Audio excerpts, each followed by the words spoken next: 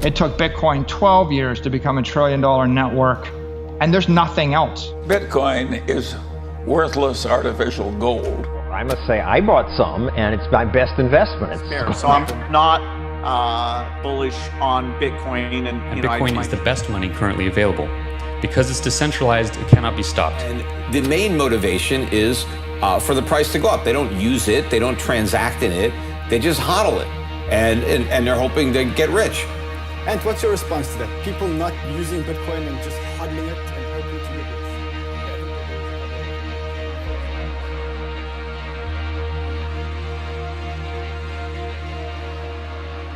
rich? A few months ago, I asked for your thoughts on Bitcoin.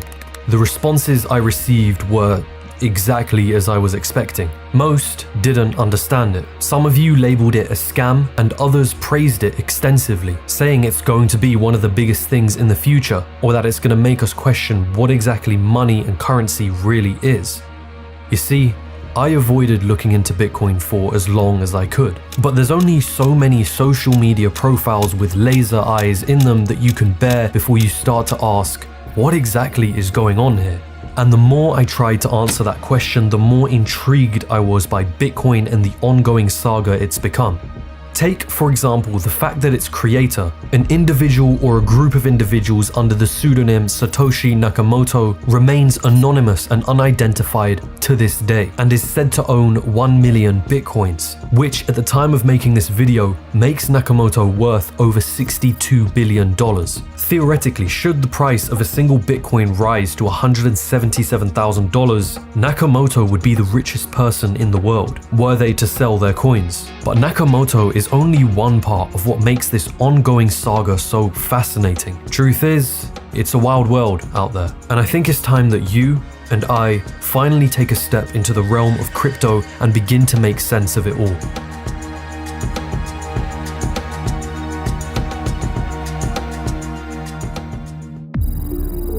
Bitcoin is a story. It's a story about the very thing that influences our actions today, the piece of paper that we call money, or the numbers you see on a screen in your bank account. But if you rewind time far enough, you'll find that our ancestors purchased goods using a method we wouldn't recognize today. Payment first began with barter, a system which involved trading goods for other goods. A few fish for a loaf of bread, a dozen eggs for a bunch of lettuce, and so on. But this system had a problem. It relied on us wanting what the other person had. It relied on a coincidence of wants. So, our ancestors realized that we needed a medium of exchange to represent the value of the items they wanted to buy, such as cattle, shells, and eventually coins made of precious metals. Then, thousands of years later, countries started using paper money that was backed by gold. In other words, the dollar would be backed by a certain amount of gold, and you could theoretically exchange those dollars for physical gold that a country held in its reserves. This system was known as the gold standard. In 1971, however, the US officially left the gold standard along with many other countries. This meant that the dollar was no longer backed up by gold. The dollar was simply backed up on the basis that the government decreed that it had value, and we all agreed that it does. Doing this allowed governments and central banks to have more control over our money supply, making it easier to use monetary policy to respond to times of financial crisis. This type of money, the money that we use today, which is no longer backed up by gold, but rather our faith in government, is known as fiat money. Now, there exists both arguments for and against fiat money, but the important thing to realize here is that this system relies on trust in government. But what if you don't have that trust? Who do you turn to then?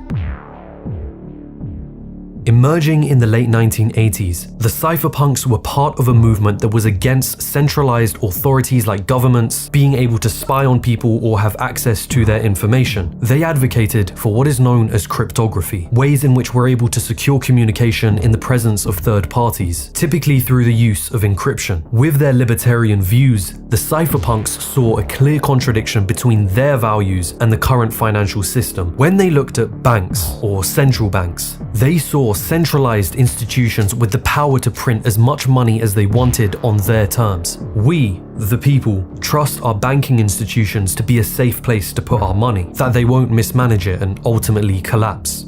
Cypherpunks did not. Lehman Brothers is going bankrupt, and financial markets from Asia to Europe are doing their utmost to prevent Monday from turning from dark to black. Brought down by bad mortgage investments, Lehman, which has 25,000 employees, will be liquidated. The American people can remain confident in the soundness and the resilience of our financial system. Major financial institutions have teetered on the edge of collapse, and some have failed. We are in the midst of a serious financial crisis. In 2007 and 2008, a global financial crisis was unfolding. A crisis that had its roots in risky lending from banks, so much so that it led to the collapse of one of the United States' biggest banks at the time, Lehman Brothers. It was perhaps no coincidence then that under the shadow of the 2008 financial crisis, a white paper titled Bitcoin, a peer-to-peer electronic cash system, began to circulate on a cryptography mailing list. A paper that was written by someone under the pseudonym of Satoshi Nakamoto. This 9-page manifesto was a blueprint for what Nakamoto described as a purely peer-to-peer version of electronic cash which would allow payments to be sent directly from one party to another without going through a financial institution. Nakamoto took the technological innovations of former cypherpunks and put them together into what we now call blockchain technology. To put it simply, Nakamoto laid out a framework using mathematics, computer science, and cryptography to create a currency that could be used for transactions without needing to trust a central authority. Trust was the problem Bitcoin was set out to solve. Now let's pause for a moment. Here is where things can get a little confusing. Whilst we've covered the motivations behind Bitcoin, now we must figure out what exactly is it and how is it decentralized. Understanding blockchain technology is the key to understanding the fanaticism around Bitcoin that we see today.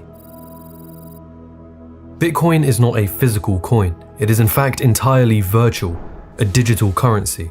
Think of Bitcoin as simply transactions on a ledger. For example, let's say Ben pays 2 Bitcoins to Jane and Jane pays 2 Bitcoins to Carl. These transactions are recorded on a ledger, and so on and so forth for every transaction that comes after. Banks work in a similar way, recording the transactions made through a bank account each and every day using their own system, verifying that the transactions made are in fact valid. In other words, a bank can make sure that somebody with only $100 in their account cannot spend any more than that. Bitcoin, however, is intended to be decentralized. So how could it possibly verify that the transactions made on its ledger are legitimate? That Ben even has 2 Bitcoins to send to Jane in the first place?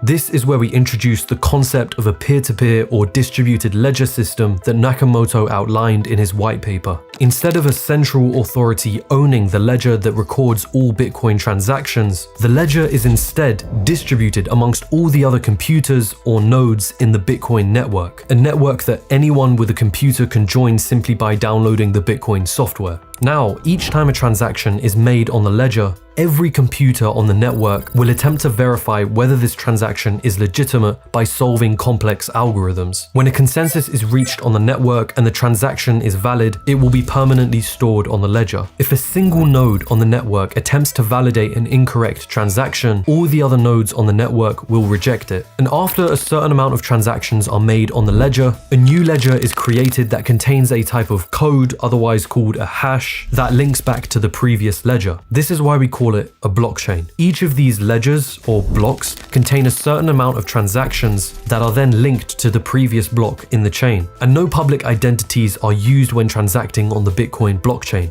Instead, individuals have both a public and a private key, which appear as a string of random numbers and letters. A private key is used to create a digital signature, and a public key is used to verify the signature without revealing the private key. This process of validating transactions on the block is known as mining. Miners receive a reward of a few Bitcoins for every block they successfully mine, incentivizing them to continue adding to the blockchain. If someone attempts to hack or invalidate a previous block on the blockchain, they would end up invalidating every single block that comes after it, which would be easy to detect and reject by the network. The Bitcoin blockchain allows you to see every single transaction that has ever been made since the very first block, without being able to alter or change the records. In other words, it's a decentralized form of currency that doesn't rely on trust between parties for transactions to occur. You can still find the very first block on the Bitcoin blockchain today, mined by the mysterious Satoshi Nakamoto in 2009, showing that Nakamoto was given a total of 50 Bitcoins as a reward for mining the first block. This block is commonly referred to as the Genesis block. Nakamoto had also set the supply limit for Bitcoins as 21 million within the software code itself. As of today, there are only 2 million Bitcoins left to mine.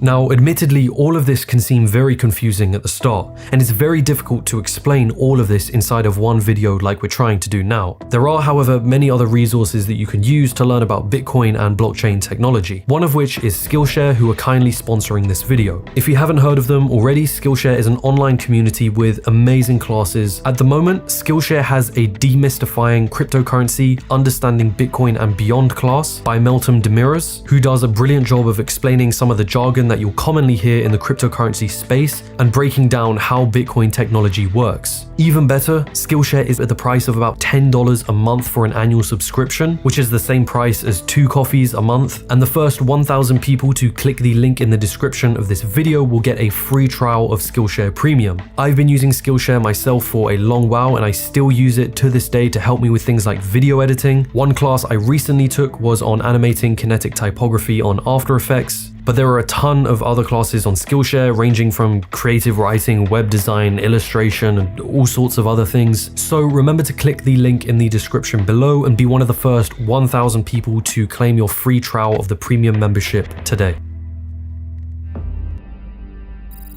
But one question still remains.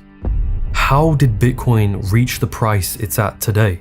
Could a digital currency with albeit brilliant technology truly be worth more than $60,000? Price is a matter of demand. So how did the demand ever reach this point in the first place?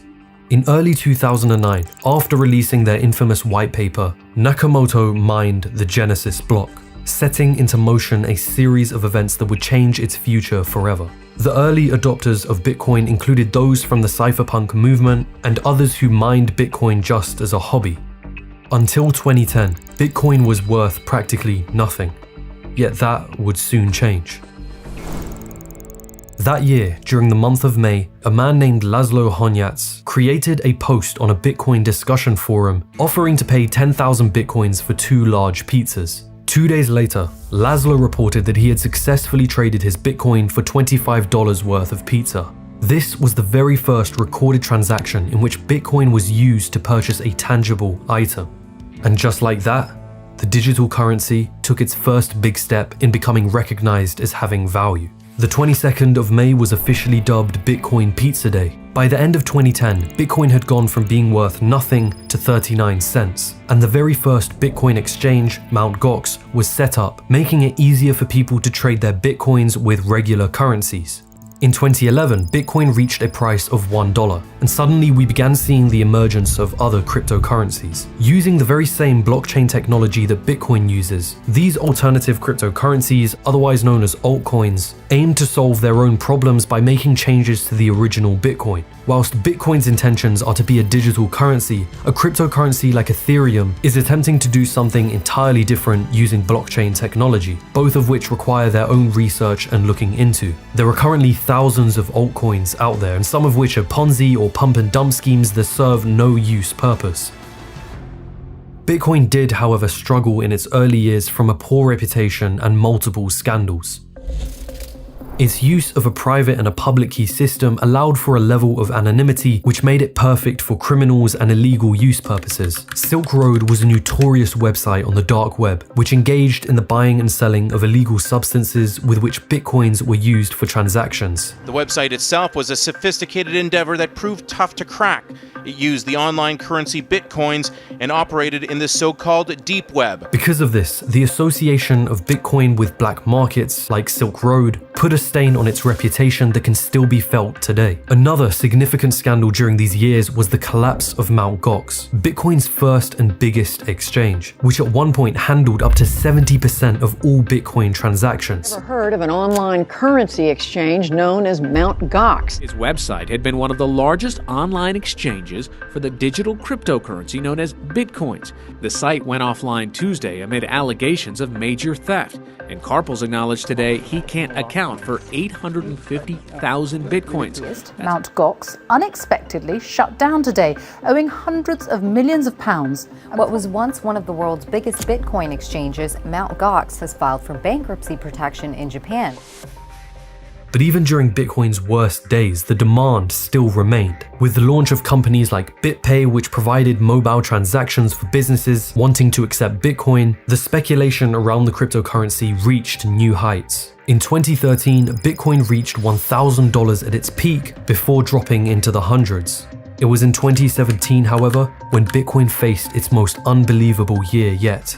In Japan that very year, a law was passed that accepted Bitcoin as a legal payment method. The hype and speculation continued to mount as headline after headline reported Bitcoin reaching all-time highs. It's during these moments of a bubble where suddenly everyone you ever knew is talking about Bitcoin. The market was getting greedy and irrational. There were companies simply adding blockchain to their name and seeing their share prices surge 394%. At the peak of it all in December of 2017, a single Bitcoin was worth almost $20,000. But just as fast as the hype and speculation had come, it had also burst.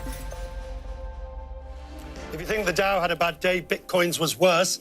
The price is now hovering around $7,000, a jaw-dropping loss of nearly 15%. Just check the numbers. Yeah, 15% over the course of the day. Within days after hitting its peak, Bitcoin began to tumble back down in price, spurred on partly because of government crackdowns as cryptocurrency exchanges were banned in China. The fear of missing out swiftly became the fear of losing money, and the price of cryptocurrencies collapsed 80% since its peak, making the 2018 cryptocurrency crash worse than the dot-com crash.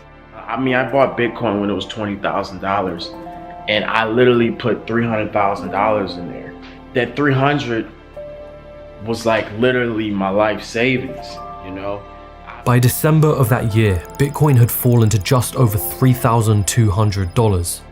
And yet, despite the crash, Bitcoin's worth remained in the thousands. And now, only 3 years after the 2018 crash, Bitcoin is worth over $60,000 at the time of recording. Why? What separates a retail investor from an institutional investor? For one, it's money. A lot of money. It's for that reason then that the recent institutional interest in Bitcoin is what is fueling the current insanity that we see today. Just out this morning from PayPal, company's Venmo app will now allow its 70 million customers to buy, hold, and sell cryptocurrency. Now, the rollout begins today and it's going to be available to all customers in the next few weeks. Elon Musk does it again. A shock announcement and an immediate market response.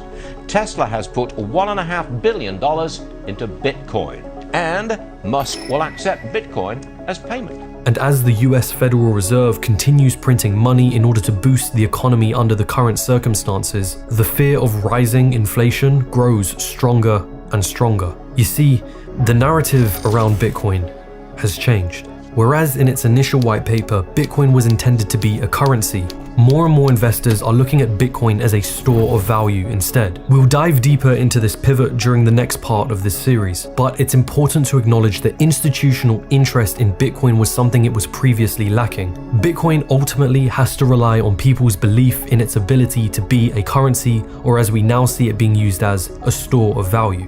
And yet there are those who say that Bitcoin is not worth its current price, or those that think its price is being manipulated to a great extent. The price of Bitcoin is totally manipulated by a bunch of people, by a bunch of whales. Honestly, I think the whole damn development is disgusting. This week, former PayPal CEO Bill Harris called the cryptocurrency, quote, the greatest scam in history, noting that it is a pump and dump scheme. I could care less what Bitcoin trades for, how it trades, why it trades, who trades it. If you're stupid enough to buy it, you'll pay the price for it one day.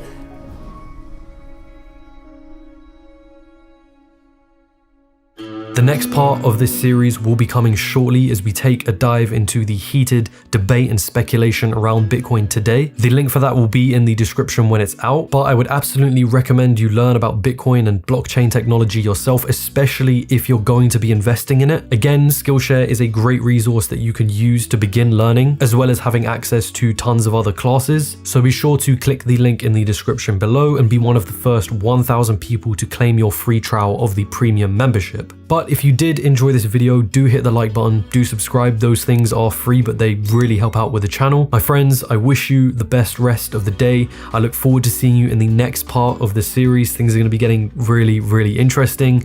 But as always, hand to head, salute.